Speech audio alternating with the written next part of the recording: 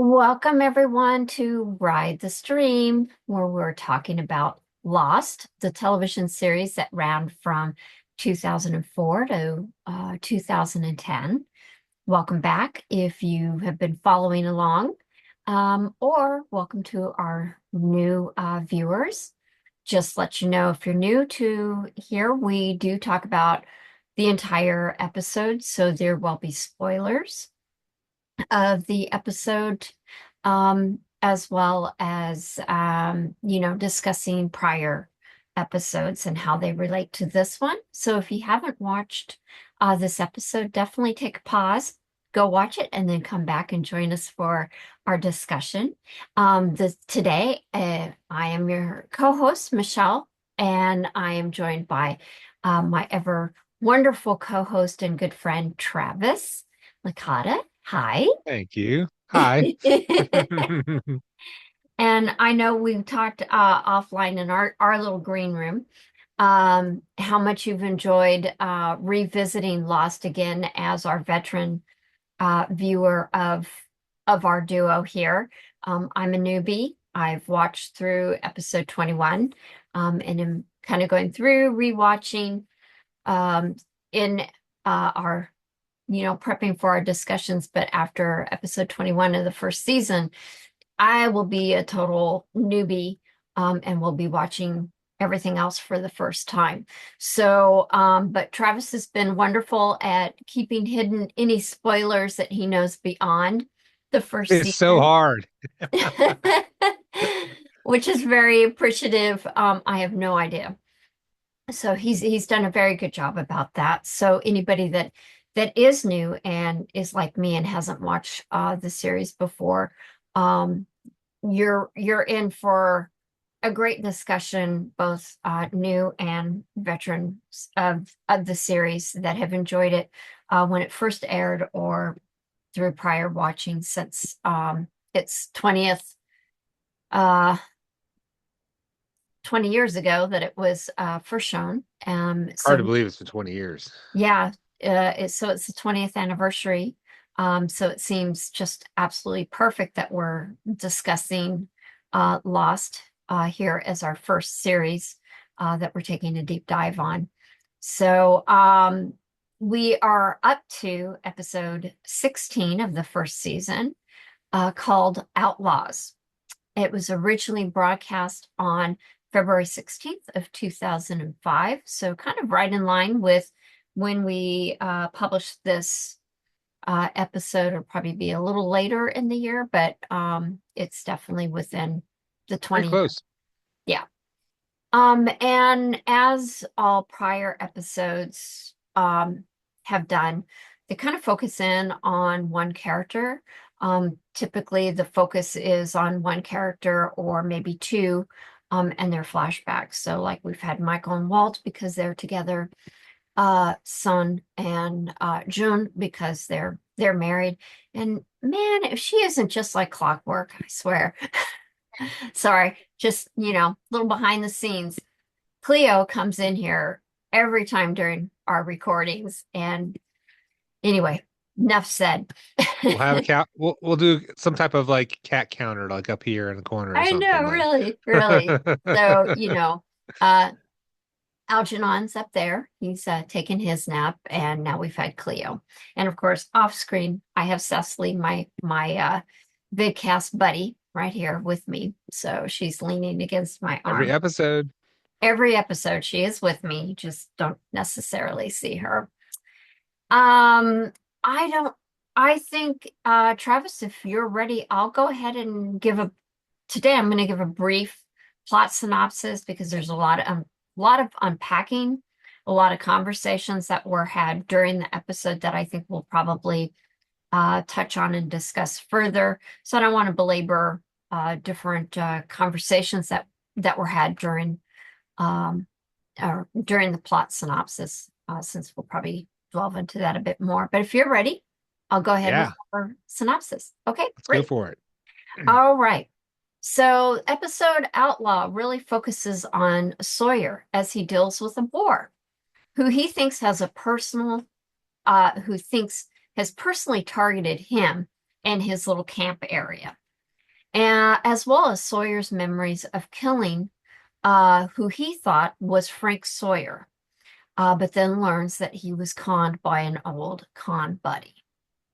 Along the way of unpacking his memories and actions that he took, Sawyer, I'm going to say in parentheses, bonds with Kate over a game of I Never, in which they both learn that they have killed someone in their past. Locke's story about his foster mom dealing with the accidental death of her daughter through a relationship with a dog may have been a power suggestion for the way Sawyer ultimately comes to terms with the boar and what the boar represents, realizing that the boar is just a boar and not on some personal mission to make Sawyer's life a living hell. The secondary complementing story focuses briefly on Charlie as he comes to terms with killing Ethan, a man who kidnapped Claire, almost killed Charlie, and killed one of the survivors. When Saeed checks on Charlie, Charlie adamantly defends his action. And Sawyer said that he just wants Charlie to understand that he will carry that memory with him for the rest of his life, and that he needs to realize that he is not alone, even if he pretends that he is. So I thought I'd keep it short and sweet, and then kind of start digging into the episode. So, in this episode, we actually start with a flashback rather than, with present day on the island. And, Yeah. what we find out is Sawyer's experience as a little boy uh, when his mother was killed by his father, and then in turn, when the father kills himself, all as a result of a confidence that was played against the parents. We've already learned that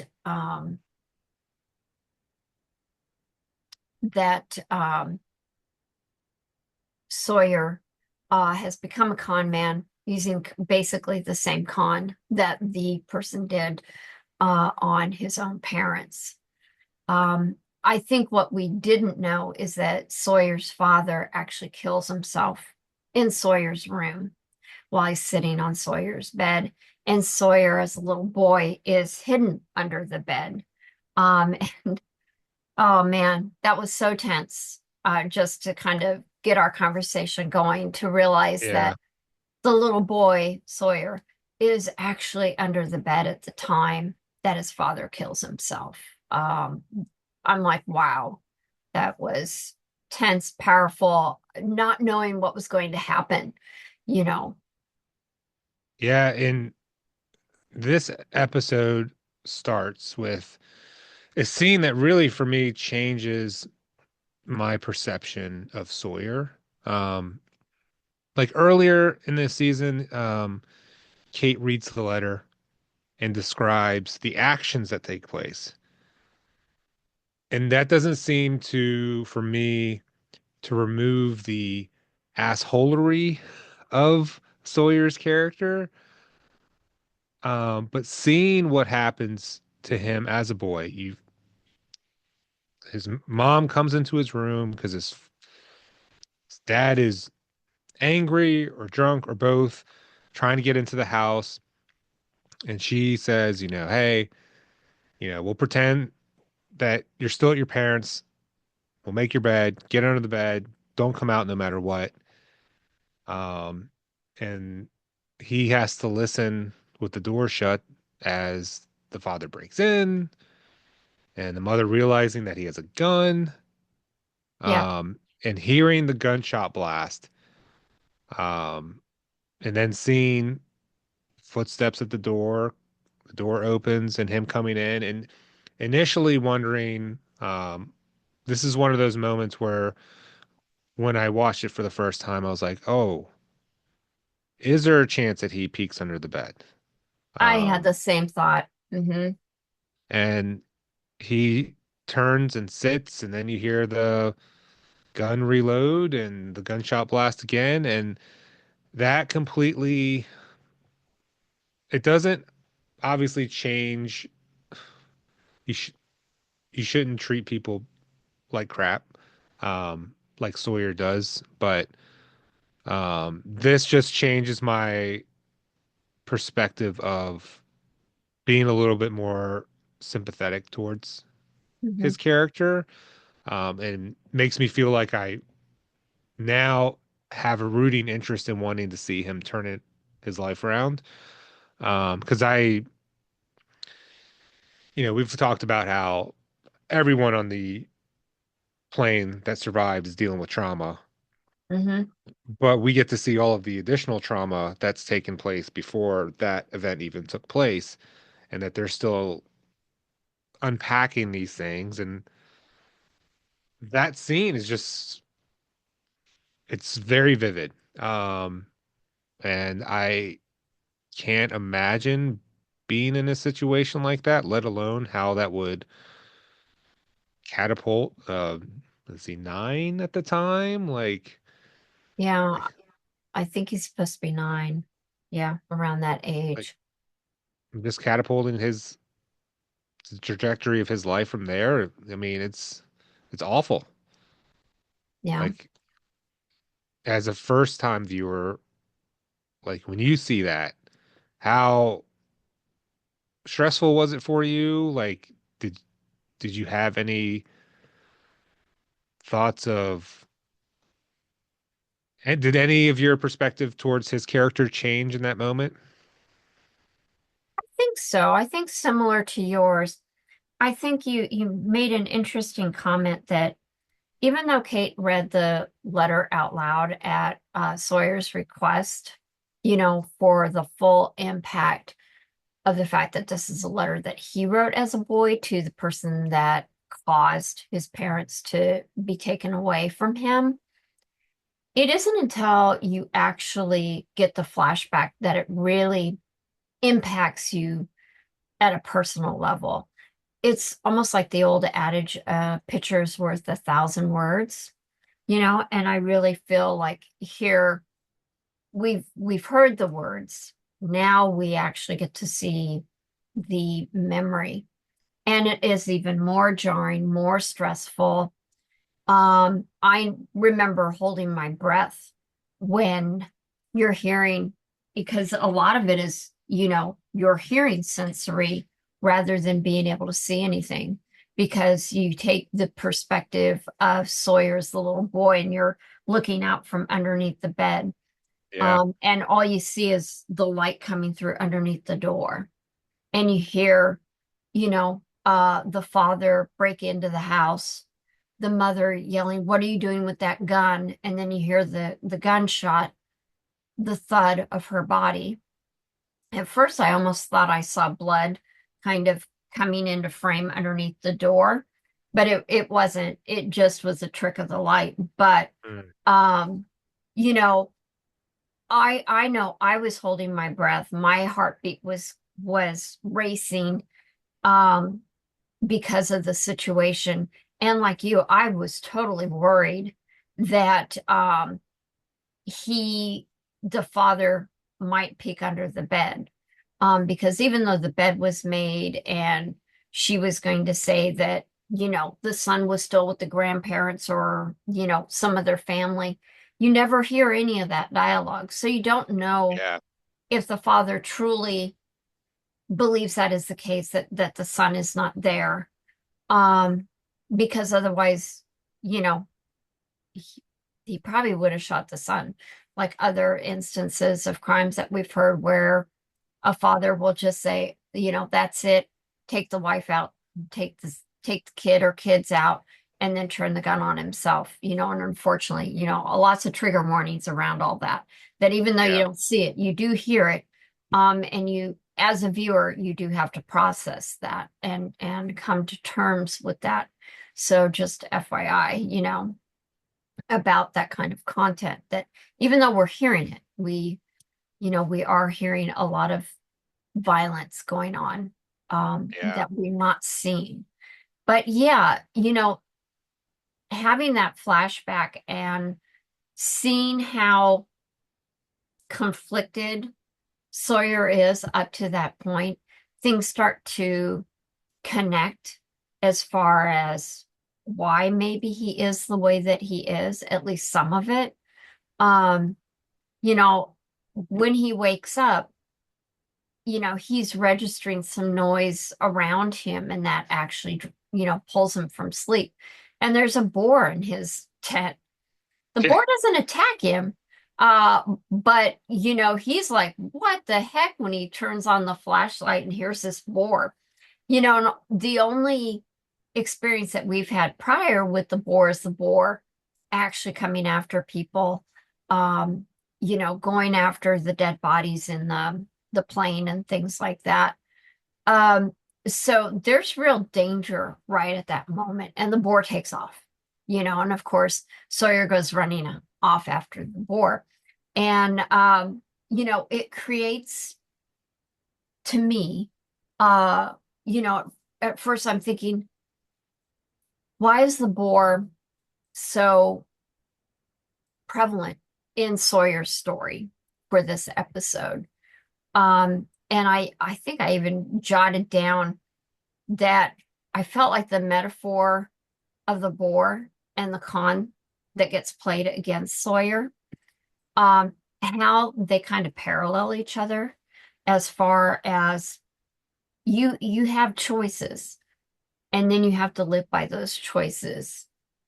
And we see in flashbacks that Sawyer kills the man that he feels that he's been after since he was a little boy, Yeah. only to then find out that it was somebody else and that he'd been conned. Um, I don't think that's his first time that he's been conned, but I do feel that, he gets played by the boar and also his memories and having to come to terms with, you know, his actions and kind of like understanding them, reconciling them, and then letting go. Um, so I really thought that was interesting that the boar was kind of that a metaphor. We had lots of metaphors in this episode, and the fact that the boar is, he just, and it sounds so silly. And I think that that's, part of the humor is the fact that, Kate jokes with him, Saeed jokes with Yeah. him. Um, Yeah. Even Locke kind of smiles at him like, you don't know what you're talking about. You're crazy, you know. But um it it it it's an interesting way that the writers kind of lighten the mood because this, as every episode is, there's a lot to unpack. There's a lot of stress, there's a lot of tension, there's a lot of emotion that has to be dealt with in every episode. And they do it through nice little comedic moments, you know. And this time it's Sawyer's, you know, personal mission with that boar. Yeah, and yeah, you're totally right. They connect the boar like in a lighthearted way to a serious topic. Um, and the fact that he's having nightmares of his, father killing his mother, and then one of the dreams, the boar turns into the father. Um, Yeah, it's like the and same play. The door opens, it's the cowboy boots, and then they morph into the boar yeah, coming up to the bed. Yeah. and the reality of Sawyer trying to figure out why the hell the boar's giving him a hard time and having this, you know, it, it makes me wonder if like is the boar supposed to represent more than letting go of just one thing or just trying to get Sawyer to change to just learn to let go of anything. Um, and the humorous parts though, I mean, Kate doesn't believe him. Like, come on, it's a boar. I love that Saeed, jokes about it because, the boar runs off with the tent wrapped around him Yeah. and and This then bright Saeed, blue tarp. It is waving as it Yeah. And I love that Saeed is just like, well, maybe it wanted to go camping. Y- And Sawyer's just like, you having yourself a good time? And Saeed's just like, yes. And It he just, smiles, and I love it. It's like one uh, of the first times that Saeed is like really smiled. Um, and I feel like it just kind of breaks some of the walls around, you know, even though Sawyer, is kind of an asshole. Um, but that's an interesting scene where he's like, "Yeah, you having fun at my expense," and he's like, "Yeah," and then how, he calls him Mohammed. Hi, bud. yeah, Calls him Mohammed, and then, as Saeed's walking away, he says, "Saeed, wait a minute. What did you hear in the forest or in the jungle?" Um, and it becomes very serious and somber, because um, Sawyer has heard some whispers in the jungle, but he can actually make it out. It says it'll come back around, is what he makes out the whispers. so Where freaky. yeah, and I don't think Saeed actually was able to kind of make out what the whispers were that he was hearing. But going back to what you said about what does the boar represent, I think it represents a lot of things. Just based on, you know, the baggage against his dad, killing his mom, against the con that happened to his parents, the con that happened to Sawyer himself. I think there's a lot of things that are being represented, and the fact that all that's eaten away at him. I thought about, we've talked about it before, is the passage of time. And I was thinking about how Charlie is within a day or two of shooting Ethan, is dealing with that trauma, versus Sawyer, who's had at least a month or more to kind of process his experience of killing this guy Frank that owns the shrimp food truck. Yeah. So I always forget about the timelines because they really are, there are multiple timelines with the flashbacks, what's happening on the island, and realizing that these people are straddling things that they're bringing that they just experienced to the island, but then not really. Then we get the flashback of something, so we think, well, that just happened, but it really didn't. Yeah. It's taken time, so it's interesting how there's a fragmentation that happens with the show that we as the audience also feel through the storytelling techniques that they have here, that make it very interesting. And again, I think it promotes the need to watch one episode, ruminate over it, before you have the next one. Again, it's not a bingey type of show. If you really want to get Yeah. the most out of it, I think. Yeah. With with Charlie, it's interesting that when Saeed talked to him, he says just because Charlie asked for any advice or suggestions, and Saeed Mhm. tells him you're not alone and don't pretend to be. And before that, we see him kind of blow off Claire, Yeah, because he's, I guess, building some kind of makeshift shovel. I think Um, so. and he tells Hurley that he doesn't have to help carry Ethan's dead body or help shovel. And Hurley, he knows something's not right. And he decides he's not going to leave him alone and he's just going to help him and shovel. And like he asks Charlie point blank, "You all right?" And Charlie just doesn't say anything. So like Charlie does have this I guess, burden of feeling like he has to finish what he started with Ethan by being the one to bury him. But it's and it's interesting or scary that we have in this episode confirmation of, let's see, how many people have killed other people? So Sawyer and Kate, before Sawyer does the shooting in the flashback in the Never Have I Ever game, you Yeah. know, Sawyer says, "Never have I killed someone," and Kate eventually drinks, so she's killed someone, and Sawyer drinks that he killed someone, and clearly they'll.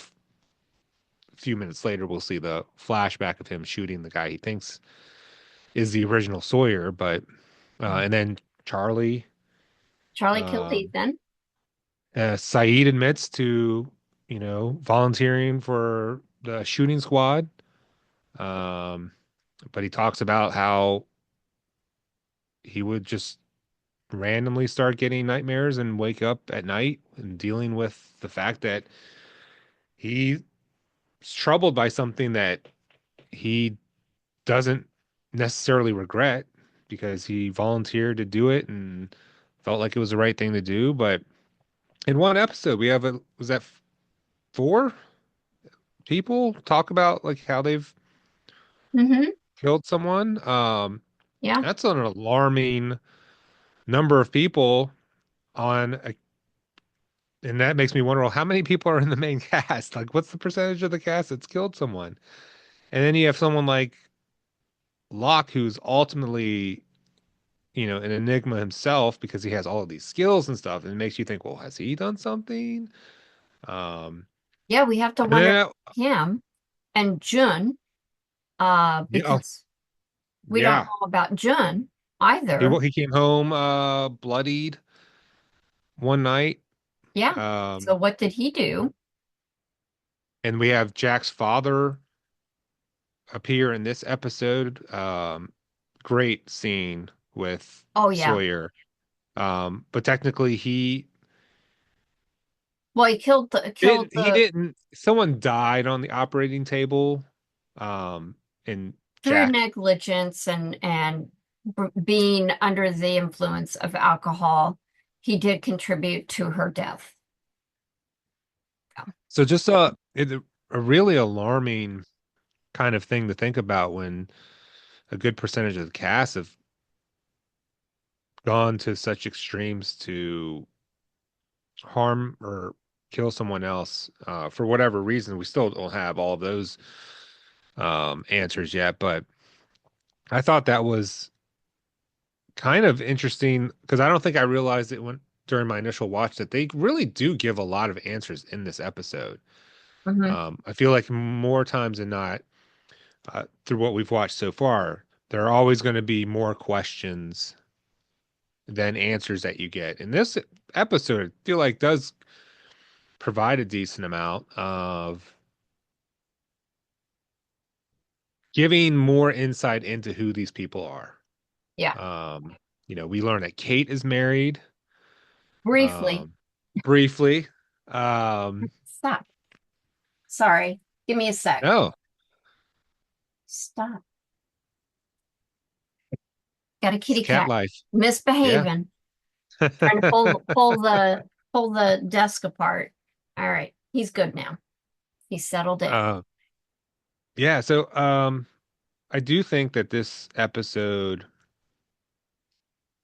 does a good job at providing interesting ways to discuss serious topics. Um, I mean, the whole conversation with Kate and Sawyer is a drinking game Yeah. that ultimately leads to them having something in common, which is having killed someone. And up until that point, they're each taking drinks while the other isn't, which means that one's done something while the other hasn't. Um, and it's lighthearted at first, and then Yeah. it keeps getting a little more aggressive and A little more um, serious, a little more somber. yeah. And Yeah, the the visualizations musical of them like cues. having the close-ups of their face only, Hmm. I think is very the way they produced the show. Um, it seems like every decision that they make with the writing or the camera work, it's so purposeful and it seems to have provide greater impact to the scenes that we're watching.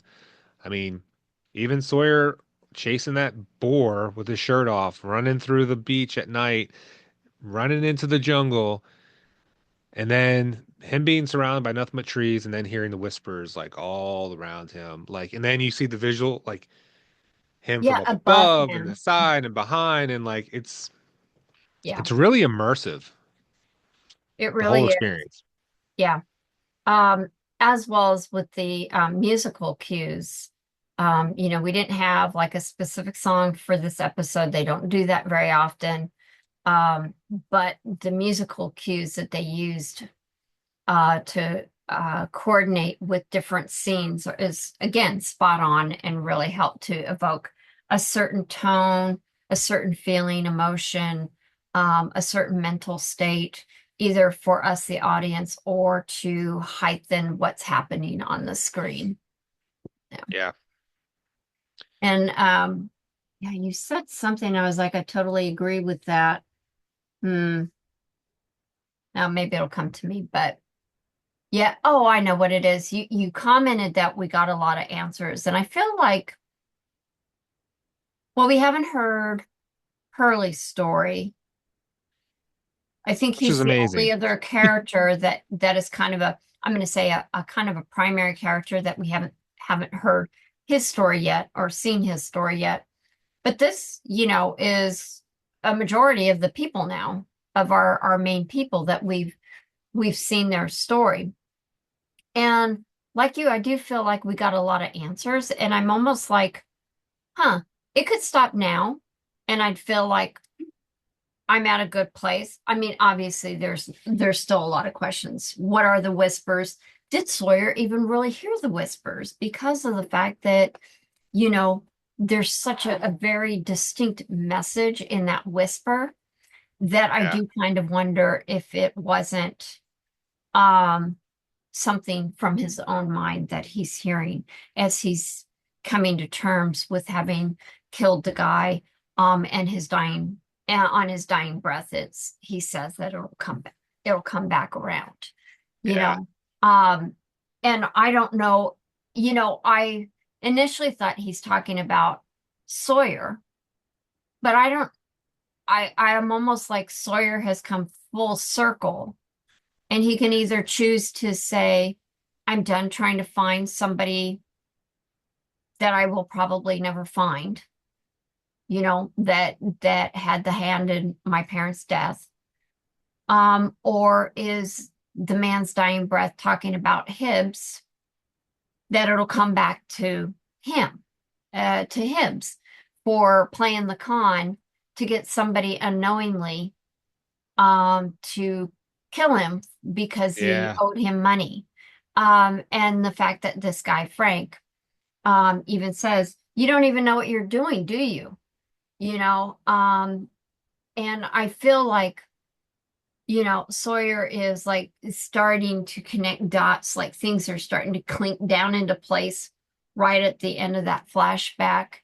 And then, of course, when he faces off with the boar, and making the decision whether to kill the boar, to because he feels that he's been targeted by this boar, or Yeah. let him go, realizing that the boar is just a boar, and not really representing anything else. And yeah, it can't, it seems like a personal vendetta against him, but is it really? Is it just animal behavior? And it just happens that those two collide, you know. And the expressions on Sawyer's face in this episode are so dramatic, um, Mhm. in a very good way. Oh yeah. Like when he shoots Frank and Frank's telling him that you got the wrong guy, there's like this and it's raining and water's all over his face but there's this almost look of I don't know if it's terror or panic that like what has he done?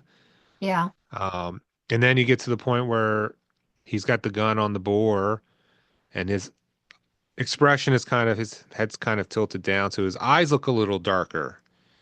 Hmm. And then when he decides to not do it, he lifts his eyes up and you kind of see his blue eyes a little better. And just and that's me probably over analyzing something, but I just found that that was very interesting, like in that just the way he shifted his head, like his eyes Oh looked yeah. really dark, and then they got his normal color. And so it's just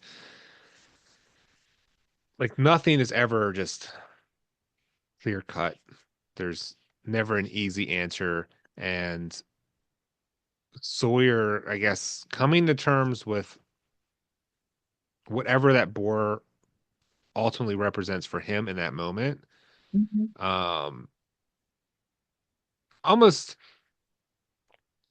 I guess it finally humanizes him in a way where, he's talked about how him and Kate are the outcasts, and Kate probably to a degree agrees with that. Hmm. Um, but I think she's also talked about, hey, I know there's still somewhere in you good. And I think her watching Sawyer to see if he's going to shoot the boar or not, and when he doesn't, it almost kind of validates what she's thought of him. And maybe to a degree, it helps Sawyer see that maybe I don't have to be what I've been. Um,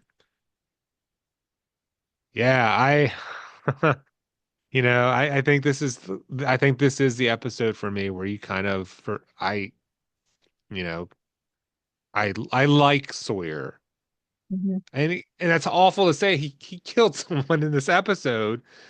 Um, but understanding his childhood, and then I kind of glance over hey, I just happened to shoot someone and kill them. Um, but understanding that he's just a flawed, damaged individual who's, you know, struggling just as much, if not more, than a lot of other people. And I can't imagine um, having that perception change because up until this point, it was like, yeah, Sawyer's got some redeeming qualities where he's trying to be good, even though he doesn't know how to be good. But Yeah. this episode kind of nails like where you really get to understand him and not completely what motivates him, but at least know where he's come from. So, Mhm. I think also, along that line, the fact that, like you touched on, that, he believes he and Kate are kind of like the outliers of the group. But I think this does actually make some inroads, like Sawyer tells Charlie, you're not alone, so don't pretend to be. I think that has a lot of relevance to both Kate and to Sawyer as well, because you find yeah. out they've got commonalities. And even if they don't have commonalities, like she apparently has never worn pink, but he has. Yeah. Thank you to the 80s for that. And I'm like, oh yeah, there was lots of pink in the 80s. So I found that very humorous. Um, but I also, oh my God, sidebar. When he said that, I was like, oh my gosh, I'm thinking, oh, that's so long ago. But again, you know, when the series came out, that was like 15 years prior to when the series Yeah. came out. Now we're talking, you know, 35 years, not 15. So it is kind of funny that, there's still some like, oh yeah, I can laugh at that, and probably a lot of people would because they know the 80s was neon and bright colors and, things like that. But um I'm imagining Sawyer in like a Miami Vice suit or something. oh yeah, doing the whole Crockett with the light colored suit, yeah, and the suntan and stuff. I was kind of laughing to myself when you were talking about how Sawyer is able to just facially convey a lot of emotion um, and mental anguish and processing. In the way that he has his head down like that. And I'm sorry, he kind of reminded me of Godzilla. When Godzilla would kind of look downward and his eyes kind of, close down a bit. It kind of reminded me of that. And you get more pronounced, eyebrow area and his forehead, especially right in here. Yeah. So when you said that, I was like, immediately thought of Godzilla. I don't know why, but anyway, uh, Hey, hey, it's I think you brought it up in the first episode, like the unknown monster gave you the kaiju vibe, so that's that true. makes That's sense. true. Yeah, yeah, yeah. So, Well, I think I'm trying to think, let's see any other kind of highlights, although we'll get to it here in a minute, I guess. But why don't we go ahead and start touching on our questions that we have every episode. We kind of have our Hi, Cecily. We have our two kind of general ones, and then we may or may not have a more episode specific. So we'll start with general and then kind of funnel into, specific. So the first question, Travis, do you have a favorite scene or a standout moment from the episode? yeah, there are, I think there's one that I'm leaning towards. I do think I'll mention a few others just briefly Okay. that before tying onto my favorite. The Kate and Sawyer playing I Never is great because we learn more about them. Yeah. Saeed talking with Charlie, who does so because of Hurley. Hurley's, very intuitive to a degree. He's absolutely probably the kindest soul in the show, and he just wants to like make sure Charlie's okay, and he believes Saeed has the background to maybe connect with him. Second, close second would be Sawyer and Jack's father in the bar. Um, the revelations of Jack's dad and how he feels is incredible to watch. He's very captivating, and we can talk more about that too. But I think my favorite scene, um, Locke coming upon Kate and Sawyer's campground. Sawyer thinks it's the boar, so he's got his gun out, and Sawyer or Locke just turns the corner. He's got a piece of fruit he's eating, and he's Yeah. just like, what happened to your camp?" Um, and so he has a fire going. He's making some coffee for them. He's told Kate and Sawyer that, he's because apparently they're out pretty deep, they Yeah. say, and he says, "I'm just looking for wreckage," and he occasionally finds metal. This time he found a couple bags of coffee, and Okay. they tell him, Did "Yeah, you salivate when you heard the word coffee? yeah." I was like, ooh, Frappuccino time, man. And even the way that Locke is in the middle of a story, he gives Kate a cup of coffee. He And takes a did you see sip. the little cups? They're Yeah, from the airplane. I was like, oh my gosh, all those wonderful little details. Yeah. yeah. And in the middle of the telling a story, he's just like, "Oh, that's good coffee." Like Hmm. just he's so natural. And he gives Sawyer a cup of coffee, and he tells the story of his sister. He just goes right into it. Like his sister died when he was a kid, Yeah. like falling off the monkey bars or something and breaking Yeah. her Hit her neck, and head like, and died. Yeah. and he brings it up so off the cuff that it's startling to hear that he is so open about it. But knowing Locke, he has this ability to help others, and he has these extreme ways of doing it. And this is kind of in the same way, even though it's verbally, he's not doing anything physical to other people, but talking about a serious death. and how his foster mom bared the brunt of blaming herself. Yeah. And I remember watching the scene thinking, when is Sawyer gonna clap back and like say something snippy or like, what the hell are you talking about? Yeah. But he and Kate are both kind of just letting Locke have this moment to talk. And and I think because he is so blunt about the death of his sister, I feel like it just kind of like locks them in to what John is saying. And he passes the coffee around. He talks about how one day a dog shows up and looks his mother in the eye, and the mother is looking back at the dog, and they just stare at each other. And after a minute, his mom just bursts into tears. And he goes on to say that over the course of the next, 5 years or so, the Mhm. dog slept in his sister's room on her bed until his mother died. And then the dog up and left and vanished to wherever it came. Yeah. And that scene is so emotionally charged. And even when Kate tries to find some reasoning behind it, like, so you think the dog was your sister? And even Locke is like, no, that's silly. But my mother believed it. Yeah. And that was her way of believing that. I believe his sister's name was Jeannie. Um, Yeah, like Coming Jimmy, back something like that. Yeah. and like letting her off the hook and telling her that everything is okay.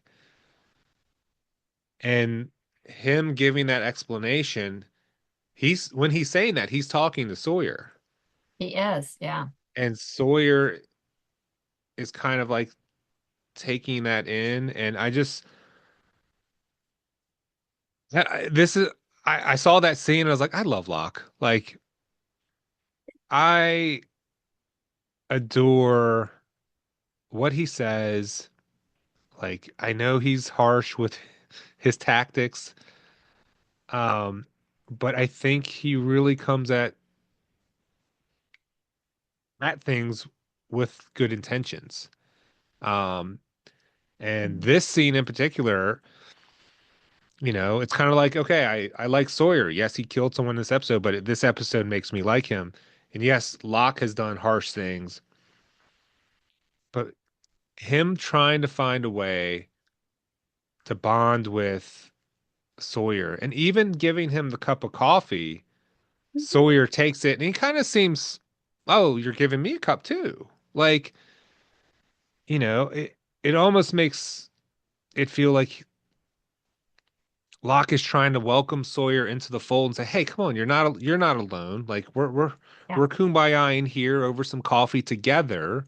Yeah. Like you don't have to be isolated in your tent alone, facing this boar alone." Um, and then finding a way to tell a story that kind of matches symbolically in some way, like the dog to his mom, the boar to Sawyer, and Hmm. maybe the boar is trying to let Sawyer off the hook in some way. And Yeah. I, watching the episode twice in the past day, and that scene is just, I forgot about that scene. Hmm. I totally forgot about that. I haven't watched the series in 5 or 6 years or so. Forgot about it, and it instantly becomes one of my favorite scenes. Hmm. Um, and I can't imagine not seeing it for the first time because when I watch it, it's like I'm watching it for the first time because it's so genuine. Yeah. And I just don't know how I just feel it makes me gush just because of how impactful Locke is in that moment, the way he talks, and I don't know. Even smiles at Sawyer, like I felt in that scene, like he's smiling at Sawyer, like either he's reading, Sawyer's getting it, he's processing it, Or alternatively, he could be smiling at Sawyer like, you understand me, right, son? That type of thing. So you could Yeah. really take that reading a couple of different ways. But I would agree. I feel like, again, Locke, the philosopher, fulfilling his role to help kind of the mental anguish that different people have, which he seems to be very good at. Helping Boone, helping Charlie, now helping Sawyer, and just the way, yeah, he's a little rough on his approaches. But with Sawyer, I think that he had to go the soft route because versus Charlie and Boone that are kind of soft, so he had to take kind of a tougher love stance versus Sawyer, That's a which good is point. almost like Yeah. you've got to take the opposite. So I feel like again, Locke just reads the room so well and knows exactly what he needs to do. I really like that scene. Um, and I really liked um, how they all seem to kind of bond. And again, they're out there in the wilderness, and bonding over a campfire, which is totally an American thing. For us, if we go camping, and you do your little s'mores at night. If you're an adult, you probably, had your little sampler that you were sipping, when the kids weren't up any longer. Yeah. But there really is I like the word that you use, the ease. And I would say it's seamless too. I really felt like all episodes they come together, but sometimes you sort of pull the veil slightly back with the writing as far as like you kind of get what they're doing. And in a way you do a little bit here. This foreshadows later when Sawyer faces off with the boar. Um, but it's done so seamlessly. It's very smooth. There's a very naturalness about all of the performances in this episode, and I feel like they're all kind of understated throughout the entire episode that I think really really works in it. And I feel like I don't know if they did some ad-libbing through the episode at all, but I just feel like it really did pack together nicely between the writing, the visuals, the musical cues, the idea of taste, which is always one of those aspects to when you're writing a story. Taste is almost never um, touched on. But in this case, we see him eating the fruit. We could probably almost taste that pear. And then later we can almost taste our favorite coffee or coffee beverage. Um, And I noticed how juicy the fruit was too. Like I oh just, my it's gosh, yeah. very And the appealing. crunch of it. Yeah. So we get, I feel like all of our sentences are, satisfied in this episode too. I feel like everything gets ticked in this episode. For Was that me, your favorite episode, or did you have a different one? oh, I had a different moment. I actually went with Sawyer facing off with the boar for a lot of the reasons that you said already, the way that he acted in it, his facial expressions, because it was a pretty tense moment, but it was a very quiet moment. It's just him. No words are spoken, but so much is communicated in that moment. And I really felt like, to me, there were, again, lots of scenes through the episode that, are right up there. This was a lot tougher to make a decision on which one was my favorite, but as an animal lover, I had to go with this one, I think, because of the fact that he did decide. Um, he kind of redeemed himself because he grabbed the piglet and was like holding it around, hey, piggy, piggy, piggy, Yeah. And I was like, yeah, you deserve that kick. Yeah. But then for him to come back around and not kill the boar, I was very, very pleased to see that he just didn't do, I mean, I don't want to say, I'll say it, a gratuitous killing. They reined it in. and let him process and understand and kind of come to terms in that moment, all the things that in his life, his experiences, his memories that were leading up to that moment to come to comprehend what had transpired, what his actions were in it, and ultimately how he's going to live with the actions and the things that he chose to do. Yeah. And I think that was really well encapsulated in those few moments when he was looking at that boar and the boar was looking at him. And didn't that boar just have the most beautiful brown eyes with all that little fur around? We have a cat that has a kind of a similar coloring. And you know, I hold it dear, I guess. I don't know, but I just, I was reminded of one of my kitties that has really soft brown eyes, and yeah. So, And that moment's a good one too, because it's the one moment of the episode where the boar isn't chasing Sawyer. mm-mm, It's almost like he turned the corner and the boar was just waiting there for him to face off and kind of like, I guess, like Locke said, let him off the hook. Like, yeah, um, so yeah, that's a great scene too. yeah. So, turning to our second, I'm curious, who was your most interesting character from the episode? I bet are you struggling a little bit? I am like Locke has what, one scene?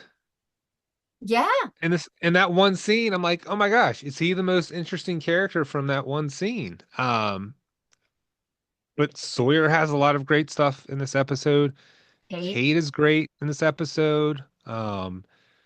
She's kind of the unrelenting friend for Sawyer, who's not going to let him be alone or not let him be the sole outcast. And one of the people that I feel like, wow, cat hair, that she can be maybe the most genuine with, between Sawyer, Charlie, probably Hurley, some of the others where um I think she's able to let the mask kind of slip down a bit, particularly when they played the I Never game. I think there was a lot of, genuine Kate in that moment, or whatever her name might be. I mean, I don't know. Maybe Sawyer's name is really James, because he comments that his name is James, and to right at Jack's the father in the shrimp bar. food truck. Yeah. Yeah. So, Um, and even Jack's father has the one scene, and he's very compelling in the episode. Um, oh, I'm I'm delaying. Do you have one specifically that I you do. know? Do you Yeah, want to go first? I'll go first. And Um, then I can maybe pick someone different. there you go. Um, I went with Sawyer. I think everybody had great scenes, and for all the same reasons, Kate, um, was very interesting.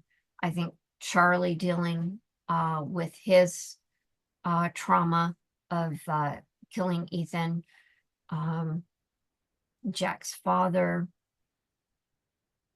Locke, all had some really great moments. But I'm giving it up to Sawyer because I think he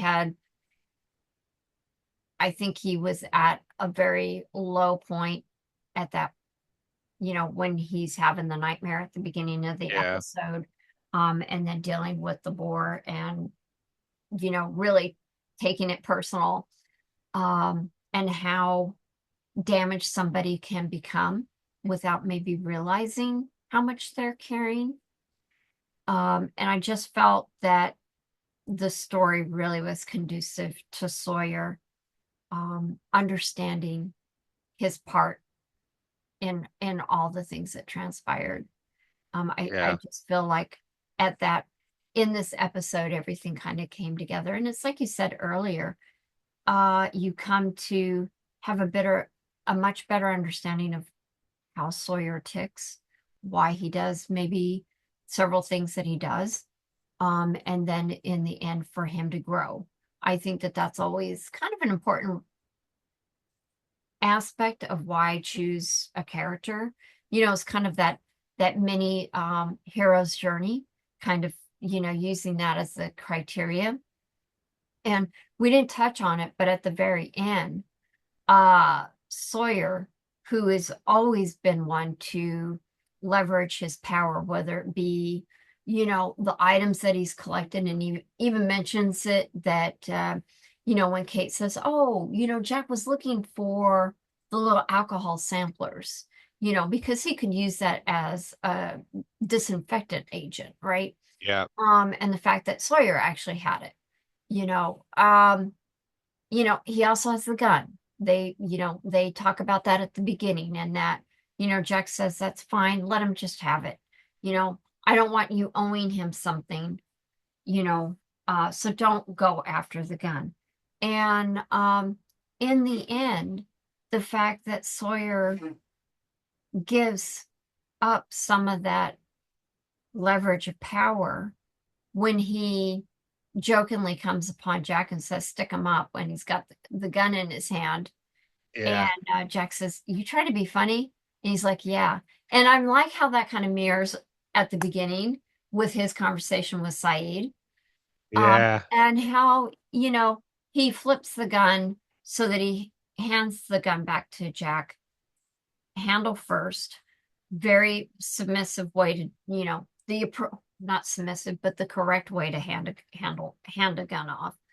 I don't think he has his finger anywhere near the trigger. If he did, well, then he's almost there, Yeah. But in the end, Sawyer was confident enough to give Jack the gun and realize that for the greater good, if Jack has the guns and he puts them back under lock and key, that's fine with him, you know. And I think that showed a lot of growth. And I think it showed Sawyer again, as we've, talked through this episode, that he had to go through a lot of growing and go through a lot of memories and feelings that really stemmed from back when he was just a little boy. Yeah. Come to terms with a lot of baggage. But in that, he finds out that he's not alone. Kate has also killed somebody. Um, and through the I Never game, he knows what, Kate's been married. He finds out a little bit more about Kate. Um, and he gets to know a little bit more about Locke that other people don't know. Yeah. So for all those reasons, I feel like Sawyer earned the top dog character for the episode. Have I stalled long enough for you to come to a decision? I I think you're right. I think I really think it probably has to be Sawyer. Because it does feel like for the most part, um, a lot of the other characters, their aim in this episode is to help Sawyer. Mhm. Whether it's Kate, whether it's Locke, the flashback with Jack's father, he's ultimately trying to help Sawyer end whatever is making him suffer. And that exchange between them two is like you get an understanding of how sad his father looks. Very, very pale. Um, Yes. He looked um, really sick. He, I'm actually kind of, I'm actually, I'm glad that the father comes into the scene and that he ends up talking to Sawyer. I feel that we get the other side of the shoe because Jack doesn't get that closure.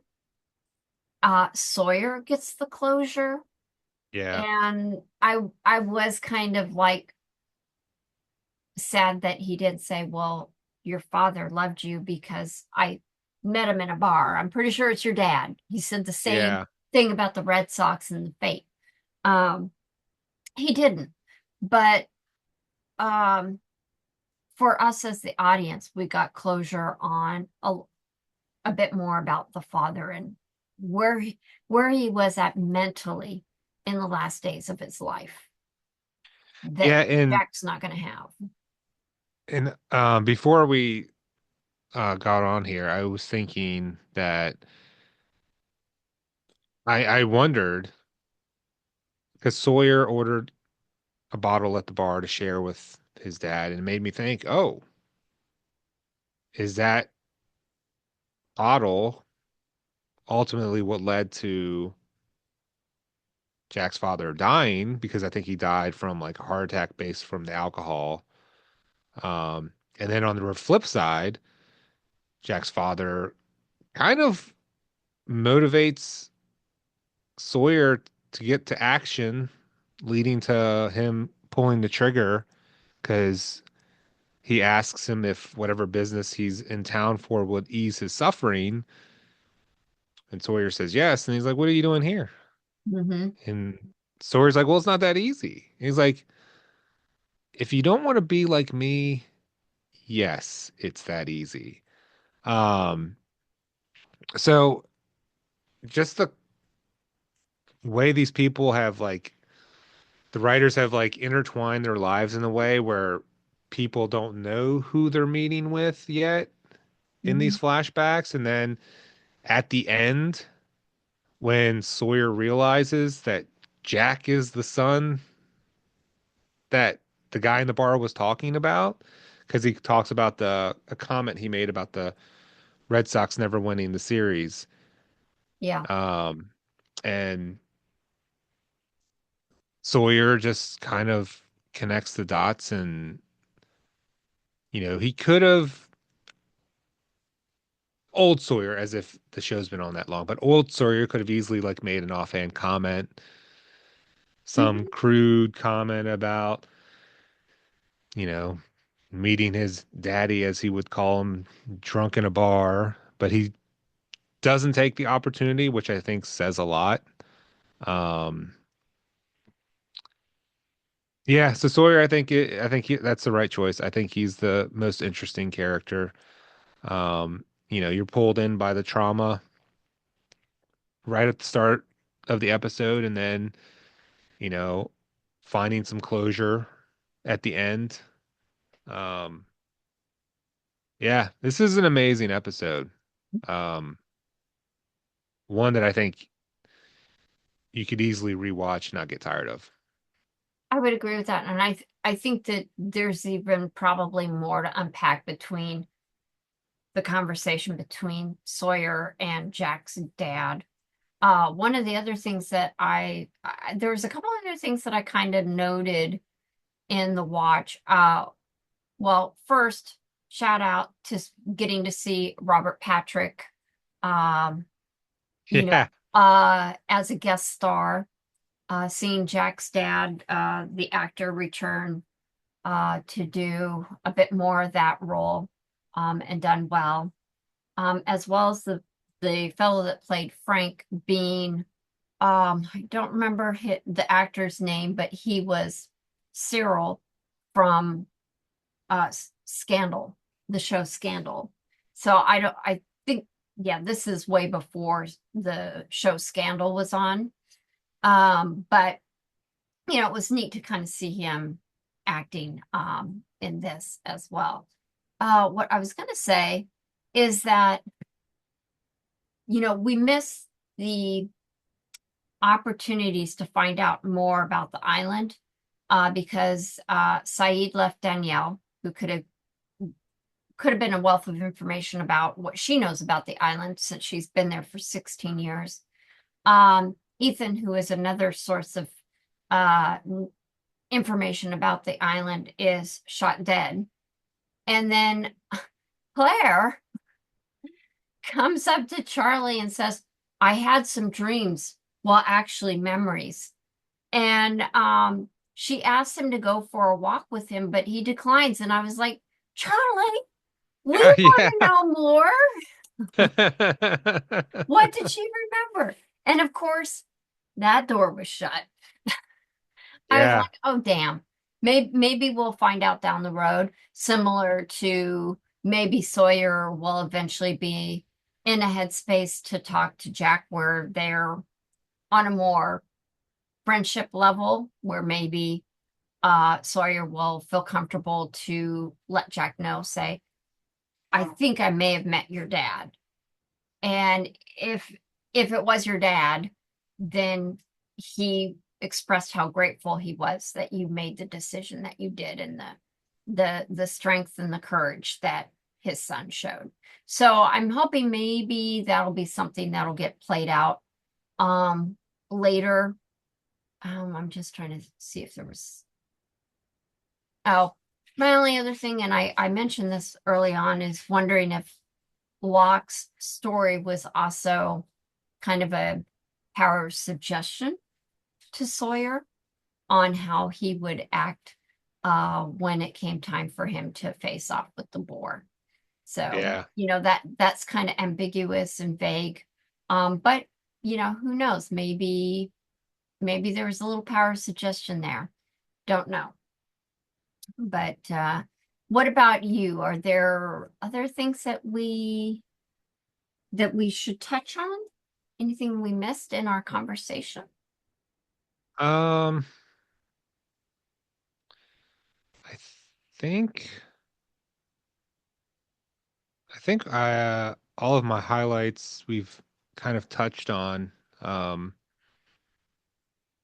I I know earlier you talked about how we haven't gotten a flashback from Hurley yet, which seems crazy.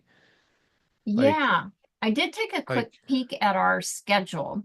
So the next episode 17 returns to Jin. So we're going to find out more about Jin.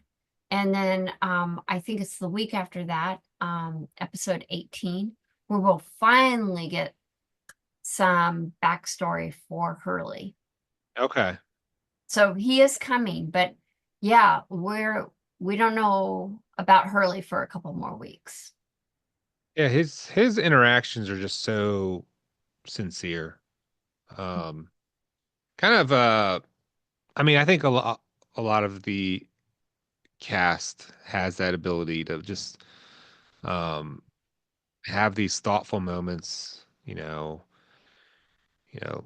previous episode, Charlie talking about Claire being missing and how pieces of him are crumbling away, and Locke's story in this episode about his, sister dying at a young age. Um, there just seem to be these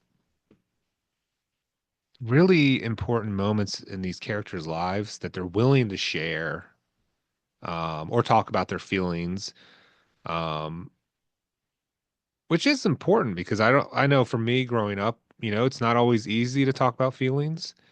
Yeah. But I feel like the show has introduced that element to the series in an organic way where it doesn't feel forced or manipulated at all. I mean, obviously, aside from Jack and Saeed torturing Sawyer and trying to get him to reveal some information. Um, but I just really appreciate that about this show, that they are letting these characters just open up about, and they don't always, but I think that's also normal. So yeah, I just appreciate where they're going. I love this episode. I'm definitely looking forward to the Hurley episode just because everything we've seen of him is he's such a great character, and I do think we don't get enough of him. Do And you feel like yeah, he's unofficially, I think I mentioned in a prior episode that I felt like he's almost like the social worker, a little bit. And I also think like he's almost like the morale director. He's also somewhat the spiritual advisor. He wears a lot of different hats. So I'll be very curious when we get to see his flashbacks, his backstory, to just see if those are things that come out in the flashbacks, if we're reading him correctly. Um, yeah, so, well, if we're reading it correctly. But anyway, Well, on the plus side is though, I've forgotten a lot. So my my navigating spilling the beans on things is a little helped by that knowledge that I've forgotten okay. quite a bit. Okay. Um All right. so um yeah, no, I think and again, next week's episode, I have no clue what we'll find out from Jin or Sun because I assume they'll both be in that episode for the flashback. So Yeah. um yeah, this is great. And reminder, speaking of spoilers, if anyone is watching, thank you. Please join the conversation in the comments. Yep. If you do have any comments relating to future episodes, make sure to kind of leave a little spoiler alert tag so that way Michelle doesn't get spoiled. And if anyone else is new to the Lost television series, they won't get spoiled either.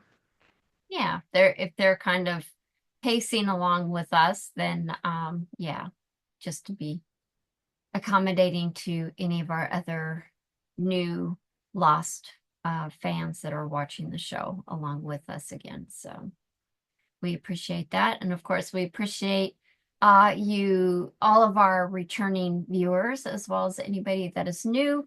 Of course, all the obligatory, please subscribe, hit your notification bell so you get all those wonderful little notifications that are only weekly.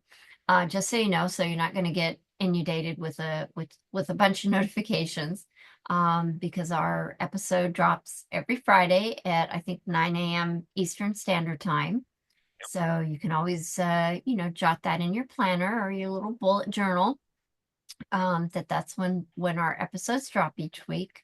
And thank you, for coming along with us on our journey of Lost. With that, thank you so much. We will see you, next week again, same time, same place. Look forward to seeing you back here as we discuss episode 17.